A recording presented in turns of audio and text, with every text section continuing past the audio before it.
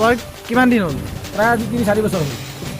বিভাগীয় কৰ্তৃপক্ষক জনাইছে নে এই ক্ষেত্ৰত? বিভাগীয় কৰ্তৃপক্ষক জনোৱা হৈছে, কিন্তু বিভাগীয় কৰ্তৃপক্ষই কোনো পদক্ষেপ লোৱা নাই এতিয়ালৈকে।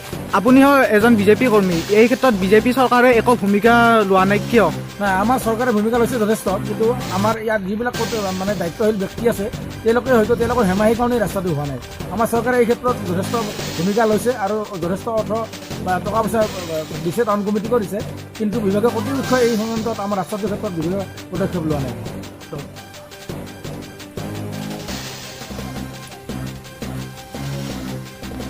এই পথটোৰে আমাৰ শংকৰদেৱ শিশু বিদ্যা নিকেতনৰ লগতে LIC অফিচলৈ যাব পাৰি।